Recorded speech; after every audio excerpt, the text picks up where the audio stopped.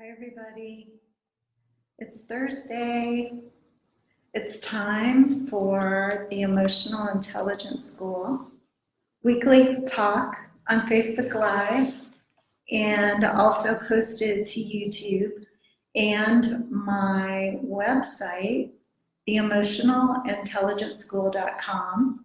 And today we are going to talk about crying. And first, before we start to talk about crying, we have to talk about how unpopular crying is. Crying is just not something that people like to see other people do. It's not something that people like to do themselves. And it's just, we just want to be happy. And you can have tears of joy, but for the most part, people associate tears with sadness and grieving. But we're going to talk about a broad range of crying because crying is so much more than just about sadness. So I want to invite you to come with me in the Wayback Machine back to when I was a little girl in the late 60s. And I'm going to tell you the history of my life in tears. And there's a specific reason I'm going to do that. So let's start with my mom. When I was very young, I have a very early memory of my mother crying in the dark in her bedroom. And my mom I thought she was sick, but it turns out she cried so much in her marriage with my dad that she got headaches quite often. And so she would take to her bed and be in a dark room and just be very quiet. That's what she needed to kind of recover. So as a small child, this was very confusing to me, and I, of course, wanted my mom to be happy because when she was in this state, she wasn't available, and I really wanted to be with her. So that was kind of a little bit of a weird thing for me, and it kind of informed what happened to me as I became an adult. But and as a kid, I cried like all kids do. When I fell down, when I skinned my knee, when someone was unfair or mean, or when my feelings were hurt. I cried for these things. But when you grow up in a family where there's emotional abuse and neglect, your crying can get a little skewed, and you can cry for other reasons. Like you can cry to try to shame your parents into being more whatever you think they should be, to be better parents. And there's also what I call mercy crying, and that is when you cry to get someone to de-escalate. So my dad would often fly into a rage, and my sister and I learned to start crying very fast and very hard as soon as we saw this rage coming on. And our strategy was to get him to see that we really understood how serious the situation was, and that we really didn't need he really didn't have to do anything to make his point. The point was made. And so we did that mercy crying. So about 7 years, when I was about 7 years old, I was with my aunt and my cousins, and my cousins were different. Like, their family was very different than my family. It was a lot, it was more of a tougher family where the kids were more rough with each other. So I went to visit, and I started crying because I wasn't used to being that rough with my sister. And my aunt said to me, "You're too old to cry." And this was like a huge eye opener to me. I had no idea that there was a cutoff age for crying and that I had somehow gone beyond it, and I felt very ashamed. And I made up my mind right there that I wasn't going to cry anymore. Now, of course, I did still cry, like if I lost a pet, or if I really hurt myself, or if I was very emotionally overwhelmed. But for the most part, I stopped crying because I didn't want people to think that I wasn't mature.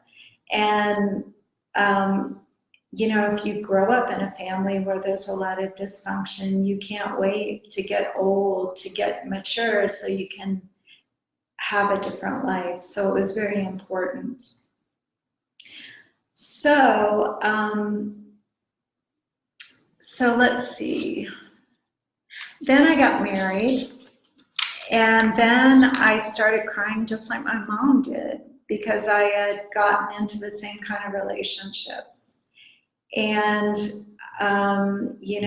I got in relationships where my husband's, I was married twice, didn't, my feelings or what I thought was important didn't matter to them. And so I ended up crying for attention, crying to be taken seriously, and crying about the injustice of being in a relationship where, you don't count the way the other person does, where there's a real power differential. So if you find yourself in a relationship where you're crying a lot, it's likely that there's a real power imbalance in the relationship, and it's a good indicator that you should leave that relationship, because power concedes nothing, and no matter how sad you are or how much you cry, it will not, it can't by its very nature equalize that imbalance. It just won't happen. So, but anyway, I stayed in the relationship like many women do. And after years of this, I got sick of my own crying. And I did something very strange. I started researching supplements that I could take that would help me to cry less. And I actually did find a supplement that worked. And I've completely forgotten the name of it. And I don't recommend that you do that. But it's interesting to see that instead of thinking like, oh, this relationship is broken, I decided to try to fix my own crying. So I still felt the same sadness and hopelessness and helplessness that I felt, but I wasn't crying. And there was kind of a perverse pride in that, like a weird sense of accomplishment.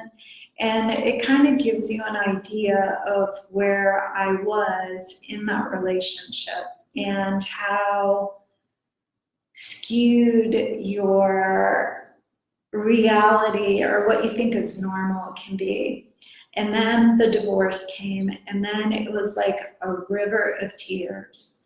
Like I just could not stop crying.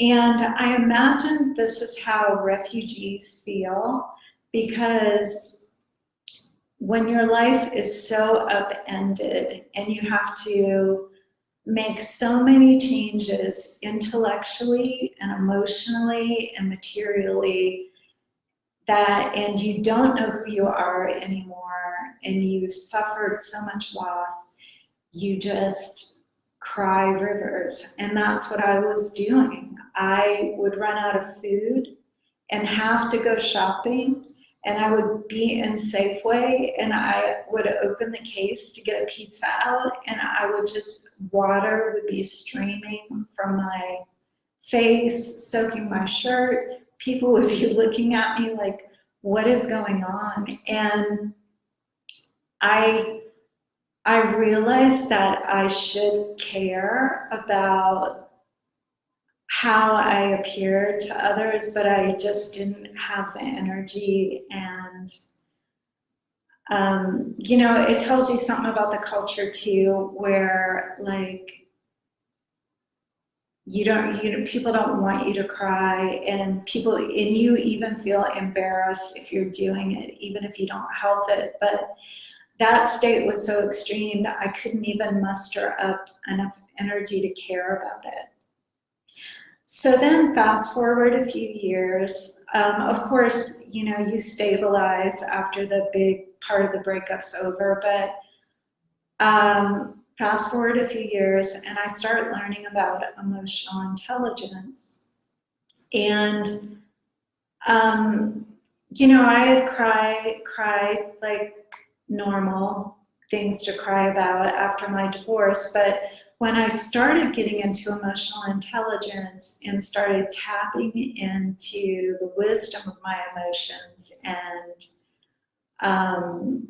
you know, really aligning with what they were telling me and what I was feeling in the moment, instead of like letting it build up, what happened is I naturally stopped crying. Now, it's not that I didn't cry at all, but I would have these huge stretches of time where I didn't cry. And the only reason I realized it is because when I would cry, I would realize, oh wow, I haven't cried like in a really long time. And the reason that I stopped crying wasn't because, like, in the past I thought I was too old, or when I was married I was just like not going to do this anymore because I'm sick of it. It was because I was catching my sadness at very subtle levels and as close to in real time, like in the moment, or as close to the moment as possible. And when you do this, you can address sadness before it becomes something that's full blown, before you need the tears to release that energy. So I started to catch this sadness very subtly and make subtle adjustments. Like, my sadness would tell me like something's starting to go off the rails. And then I would realize, oh, I could try this or try that, or communicate this or communicate that to get it back on track, or to put down a boundary, or to take myself out of that situation. And that is like, that is really powerful. Like, that makes you a force to be reckoned with. And what's great about it is it's very low drama and it's very effective. So I haven't been crying in a really long time.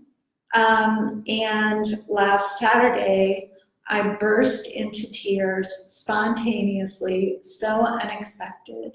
And I want to tell you how that happened, because it's a major milestone. And this is something that I hope women can experience everywhere all the time. So let's go in the Wayback Machine 5 years ago. I'm in this terrible job. It's so stressful. It's full of drama and backstabbing and sabotage and totally draining. And you're right, it was in public education. And I wake up one morning and I've just had it. Like, I just can't handle spending another weekend trying to recover from a week of bullshit. Like, I just can't handle it anymore. I'm about to like scream. So what I decide to do is write down how I really want to spend my day. And I encourage you to do this. It's a very fun exercise to do. So starting with the beginning of the day, from when I woke up, I wrote down exactly what I wanted to do, and I was very outrageous about it considering where I was. So what I put on my list was, I wake up when I feel like it, not because I have to go somewhere or not because the alarm goes off. And I lay in bed until I feel like getting out of it. And then my personal trainer comes and we do an amazing workout routine. And then I have this great breakfast and on and on. It's a completely fun thing to do. So this Saturday, I wake up when I want to, and I realize that happens like about 5 out of 7 days of the week. And then I laid in bed, I did a little meditation, a little visualization, and then when I felt like it, I started doing this amazing exercise routine that is customized just for me. And as I was transitioning from one exercise to another, that's when I burst into tears. And what was happening was, I realized that I was living what I wrote on that list. And I was having that morning that I always wanted to have. And I had been having it for a while, but it didn't register. And I also realized that I've been living like about 65% of that list, which is huge considering the days I was living before I wrote that list. And then the second thing I realized, and this is what brought the tears on, is that I realized that how much I have been struggling and how easy it was to just write that list and to just start to ask myself, how could I possibly do this? Which is how I came to be living that list. And there was some regret there about all the years that I just lived out a life that I didn't like because I just didn't know how to live a life that I would love living. And I think this is why people stop themselves from defining what their own happily ever after is and creating it and living it, because on a deep level, we know that if we are to make this life that we want, we've been doing things that have created the life we don't want, and we have to somehow bridge that cognitive dissonance. And because we live in a punitive culture, a culture that likes to punish and blame, we can blame ourselves and feel regret. And that is where those tears came from. And the interesting thing about them was they came on suddenly and they left just as suddenly. It was so fast, like maybe 2 or 3 breaths, and it was gone. And I remember thinking, like, having this like kind of sensation where, oh my God, I'm gonna like have a big cry. And then it was just so fast, and I was like, shouldn't that have been a big cry? But what it was is that that big cry is like a habit that I have from the past. And that wasn't what was really happening in that moment. So, what I'm hoping that will come through in this talk is that you don't have to be ashamed of crying. You don't have to push it away. You don't have to apologize to people around you when you cry. Crying can tell you so much. It can tell you about your current situation that you're in. It can tell you about your relationship to your feelings. It can really up-level and transform your life when you learn to tap into the wisdom of sadness and the other emotions. So I would like to invite you, if you would like to really if you would really like to master these skills and cut your learning curve way down, I'd like to invite you to check out my website, theemotionalintelligenceschool.com, and the very last tab is contact page. And if you click on that tab, there's a little field where you can tell me what's on your mind, where you would like to go. You could tell me things like what you'd like to do in your life, where would you like to go in your life, what kind of life you'd like to live. You could even give me your perfect day, a little synopsis of your perfect day. And I will read over that, and I will get back to you as soon as possible, and we can set up a time where we can talk, and I can learn a little bit more about what you want and where you want to go in life and what kind of skills that you'll need. And if we or if it seems like we would like working with each other, then I'll definitely tell you how we can make that happen.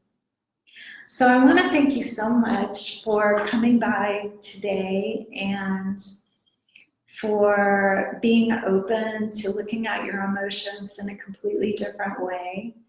And I wish you a beautiful weekend, and I'll see you next Thursday at 5 o'clock Hawaii Standard Time, and aloha.